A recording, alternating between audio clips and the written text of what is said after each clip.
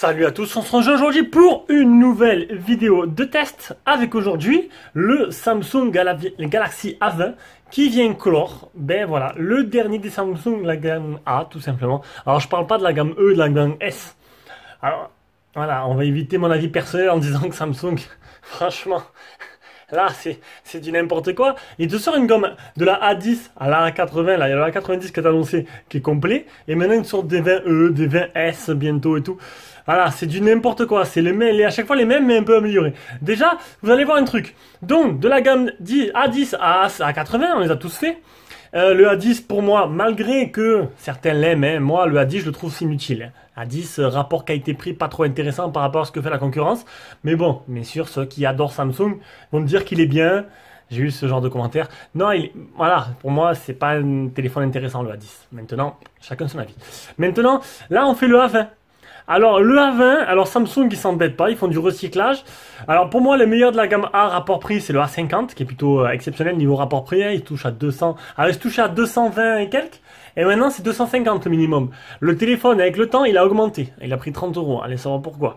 C'est qu'il doit être victime de son succès. Donc le A50 est un très bon rapport qualité-prix, le A70 c'est le même en plus grand, hein, pour ceux qui aiment les gros téléphones. Le A40 était plus petit, était plus compact, était plutôt mignon.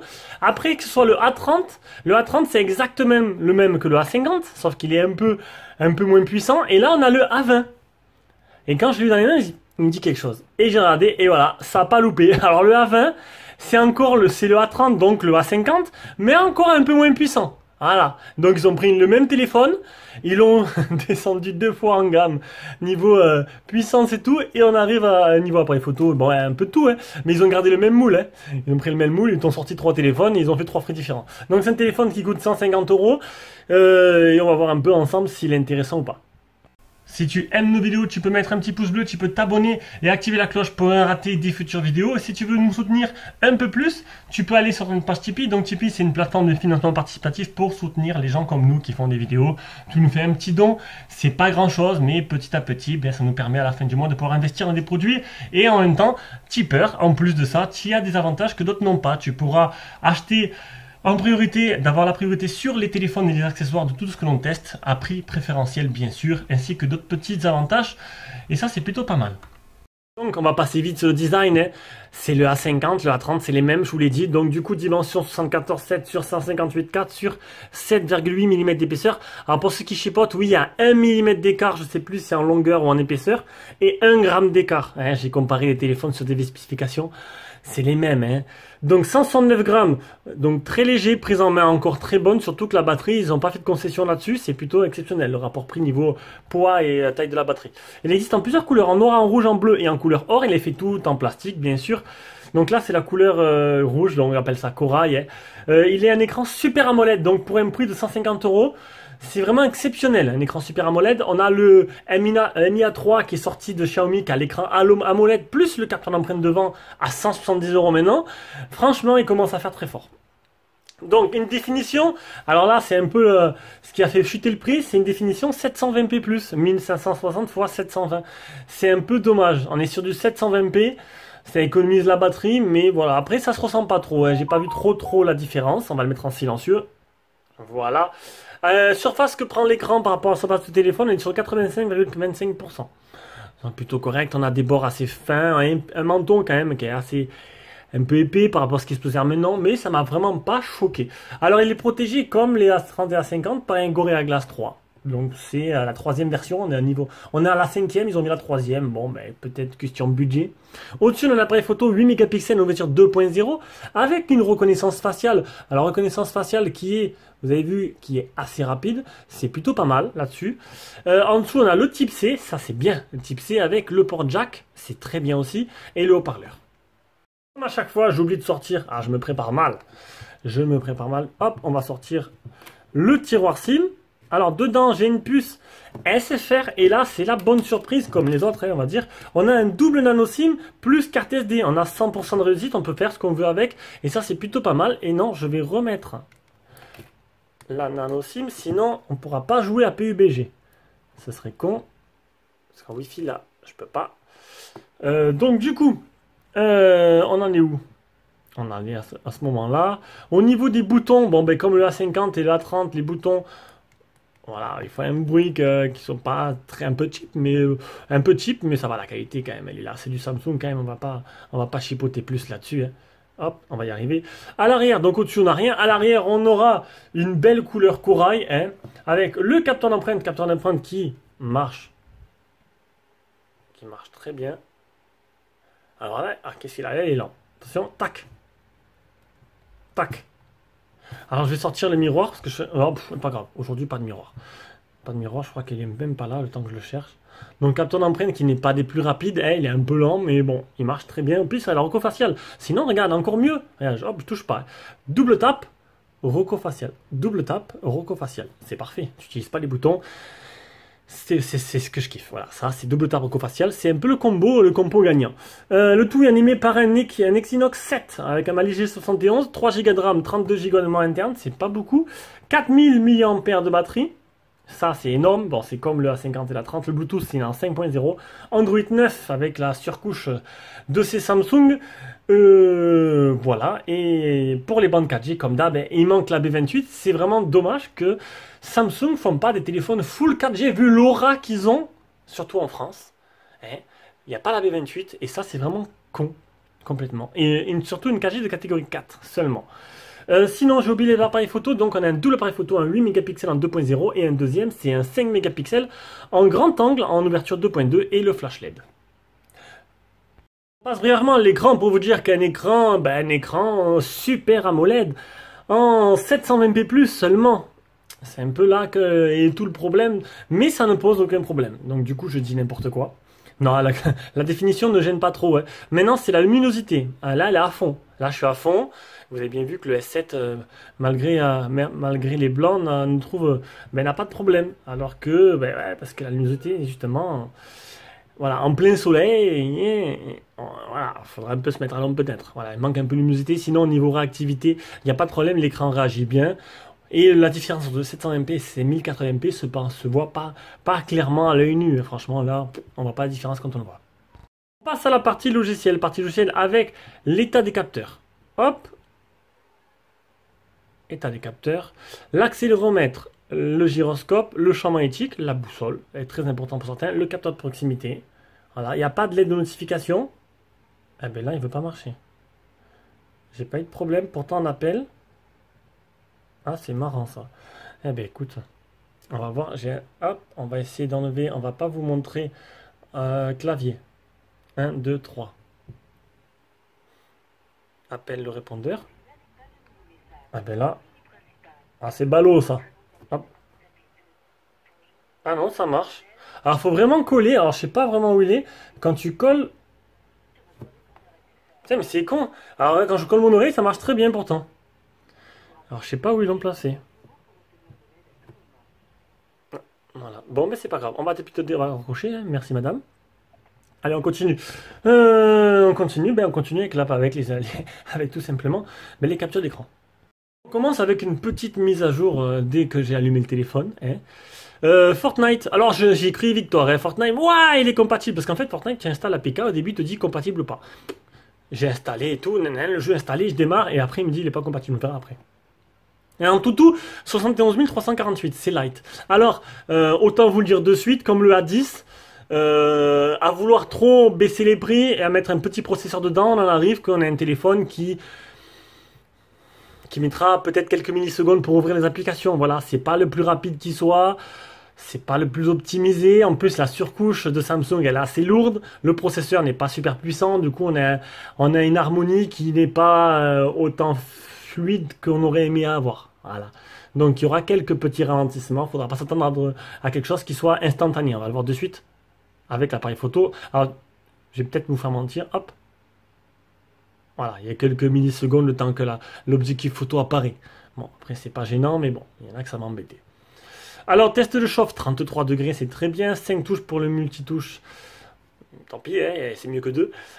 Les Geekbench, le premier, le deuxième, le PC Mark, aucun malware. Il est certifié L1, vous aurez l'HD sur Netflix, Amazon, etc., etc. Les appels Wi-Fi, le Bluetooth, le NFC, le mode hors ligne, nanana, qu'est-ce qu'il y a d'autre? Ça c'est bon. Le mode nuit, alors ça c'est plutôt bien, vivement que je l'ai sur mon Meizu, hein, que d'avoir, ça permet d'économiser de la batterie pour l'écran AMOLED. Moi je ne l'ai pas activé, mais ça permettra d'utiliser un peu moins d'énergie de la batterie. Vous pouvez modifier, voilà, le mode d'écran. Cinéma, photo, basique, adaptatif, la taille de police, le zoom écran, mode simplifié pour si vous trouvez ça trop compliqué. L'affichage, alors sensibilité tactile, écran de veille, barre de navigation, il n'y a pas de Always on Display. Pour ceux qui me demanderont, il n'y est pas. Et ne posez pas la question, vous n'avez qu'à regarder la vidéo, c'est tout. Il y en a, ils sont feignants, ils posent des questions, mais la réponse est dans la vidéo. On a des barres de navigation ou des gestures. Voilà, plutôt simple, efficace. Thème d'écran, icône, thème, fond d'écran, voilà, etc. Affichage d'une pop-up, partage direct, réduction des animations, mouvements et gestes, game launcher pour être tranquille dans les jeux, messagerie double pour avoir 2 comptes, 2 Facebook, avec la même application, 2 comptes différents. Appui double pour ce double tap, plus Roco facial. Le Smart Way, ça reste allumé, Smart Alert, coup pour son facile, etc. Il y a plein d'options comme il y en a tous les Samsung. Geste capture d'empreinte, vailler pour capturer, hein, pour envoyer un message. Appareil non compatible, donc ça c'est Fortnite, il n'est pas compatible avec le téléphone. 2 mètres, c'est très bien, de GPS, 19 satellites fixés sur 20. Et là, on arrive à l'autonomie. Utilisez 51% en 13h et 4 minutes, 3h34 écran allumé et 25 minutes d'appel. Ce qui fait un très très bon score, un téléphone qui vous fera 2 jours faciles. Allez, on va atterrir sur PUBG. Bon, le son, il est vraiment pas puissant, hein. Le son, il est à fond, on n'entend pas grand chose. Les décors apparaissent petit à petit, c'est normal. Ça fait longtemps que j'ai pas joué. La carte, elle a vraiment changé. Donc il tourne en... Non, j'aurais pas dû perdre de la vie. C'est un peu débile. Il tourne en performance moyenne. Allez, ouvre-toi. Allez. Tourne en performance moyenne. Tu veux rien prendre? Ben, prends quand même, on sait jamais. Donc il tourne en performance moyenne. Il n'y a pas l'air d'avoir trop de ralentissement. Ça a l'air assez fluide. Quand même, hein. S'il y a quelques ralentissements... Ouf, je me fais tirer dessus. Oh merde. Oh merde. Cours, cours, cours. Hop, on va se cacher, on va faire la tarlouse. Tu m'as pas vu. Tu m'as pas vu. Tu m'as pas vu. Ah, il m'a pas vu, hein. Ah, je suis un bon joueur de cache-cache. Par contre, je sais pas où il est. Si, il est là. Ah, mais je suis mort. Hop. Et si on me prenait un coup de couteau? Qu'est-ce qu'il y a? Qu'est-ce qu'il y a? Qu'est-ce qu'il y a? Qu'est-ce qu'il y a? Ah, le con, il a fait exprès, ce débile, là. Allez, recharge, recharge. Ouais, recharge. Espèce de con, va. Putain, oh, c'est une arme de... Oh, j'ai un putain de gilet pare-balles. Hop, encore une, encore une. Ah, il s'en va. Ah, il fuit. Ah, c'est pas possible, c'est un lâche. Il a plus de balles, alors. Lâche. Oh, je l'ai tué. Non, mais ça, franchement, c'est vraiment le délire, quoi, ce jeu. Hop, hop. J'ai un gilet pare-balles de fou. Je prends, je prends. Et après, regarde, je vais me taper le deuxième. Il est où?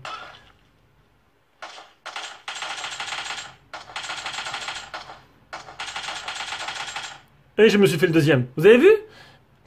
Un monstre. Un monstre. Allez, ben c'était bien amusant. Allez, ciao, on passe à la suite. Allez, la suite, c'est l'appareil photo. Donc, mode vidéo, mode photo. Alors là, c'est le capteur grand angle. Voilà. Alors, je trouve ça l'option plutôt sympa. Ça me manque un peu sur le Meizu. Hein, donc, le 16S Pro, j'espère que tu vas vite arriver. Non, je l'ai pas encore commandé. Hein. Faut attendre qu'on me le propose. Le mode portrait, le mode pro et le mode panorama. Voilà. Non, c'est pas mal ce capteur grand angle maintenant là parce que j'ai pris, vous allez voir les photos. Grâce au capteur grand angle, j'ai pu faire une photo complète de la piscine de là où j'étais. Et donc voilà, c'était plutôt pas mal. Allez, on va directement revenir avec les photos et avec l'appareil photo frontal.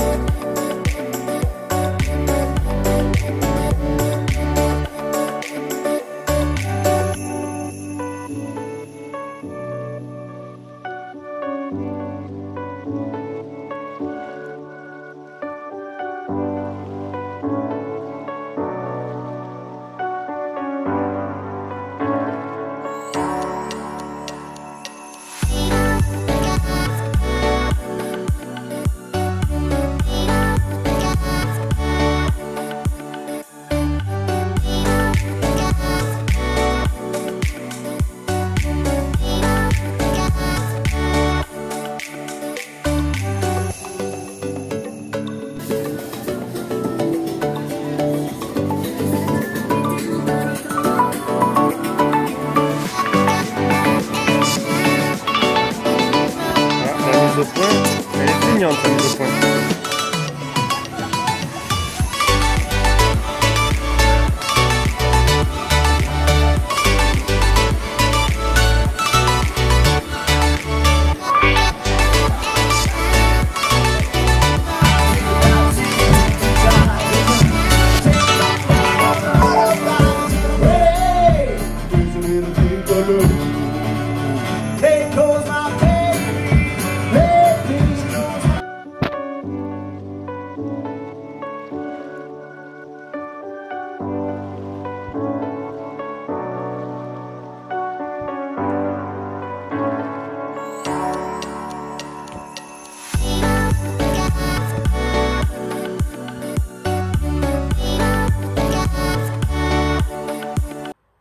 Allez, comme d'hab, on revient avec le capteur avant. Alors, le capteur de 8 mégapixels.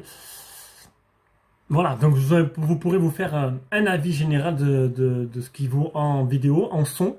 Alors, en son, le micro, il est un peu obstrué. Donc, j'espère que ce sera bon. Donc, voilà, un petit avis de ce que vaut l'appareil photo frontal en vidéo. Donc, après, les photos. Donc, déjà, le flash, nickel, salle de bain bien calibrée et tout. Les photos, donc, vous avez pu voir. J'ai pris quelques photos normales, quelques photos grand angle. Le grand angle, c'est le petit plus de ce téléphone. Hein, c'est plutôt pas mal pour un téléphone à ce prix-là. Le grand angle qui fait des photos plutôt carrées. Et puis voir la piscine, j'ai pu prendre la piscine en plein, en grand. Et ça, c'est plutôt l'avantage, franchement, de grand angle. Ça m'intéresse pas mal. Sinon, au niveau photo et vidéo, donc le niveau vidéo, il faudrait faire l'autofocus. Alors, automatique, j'ai pas réussi. C'était un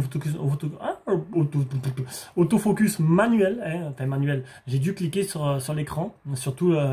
là, quand la vidéo où il y a la tasse qui commence, ça se mettait pas tout seul, donc du coup je vais le faire manuellement. Sinon, ben en bonne condition, les photos sont plutôt jolies, vous avez pu le voir. Par contre, dès qu'il commence à faire sombre, bon, quand il y a des lumières à la fête foraine, c'est propre, mais dès qu'il y a moins une source de lumière, c'est pas très joli. Et les deux photos des fleurs en plein écran, je ne trouvais pas ça beau non plus, c'était un peu fade niveau couleur. Voilà. Donc, suivant les conditions, il se débrouille plutôt bien. Après, voilà, ça dépendra bien sûr de la source de lumière, mais il y a de quoi se défendre. On passe à la partie son. Donc déjà, le son en communication est plutôt correct. Une petite note sur 10, 7 sur 10. 7 sur 10 que ma femme, elle a pris. Elle m'a dit, putain, on entend... galère un peu, non, moi j'ai pas eu de problème. Non, 7 sur 10 niveau son. Son, on écoute. On va écouter maintenant le son du haut-parleur. Alors, en jeu, il était pas très fort. Hein.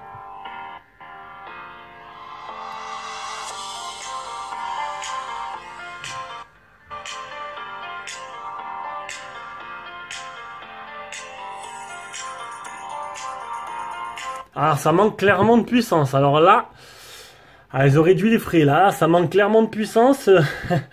C'est vraiment doucement, quoi. Caliente, caliente, doucement. Faut pas aller trop vite. C'est pas très très fort. Voilà, c'est un peu encore un point négatif pour ce téléphone. Voilà, donc on arrive à la conclusion. Que penser de ce Galaxy A20? Pour moi, il est inutile, tout simplement. Voilà, le A10, le A20, bof. À partir du A30, ça devient intéressant. A30, A40, A50 sont des bons téléphones. Pour des prix pas trop chers. Si vous pouvez mettre un peu, prenez le A30. Sinon, prenez un Redmi Note 7. Hein. Il a des qualités, ce téléphone, mais ils l'ont trop tronqué pour baisser le prix, pour être vraiment intéressant pour moi, je trouve, pour le prix de 150 €. Voilà. Allez, sur ce, je vous fais des gros bisous et on se rejoint pour une prochaine vidéo.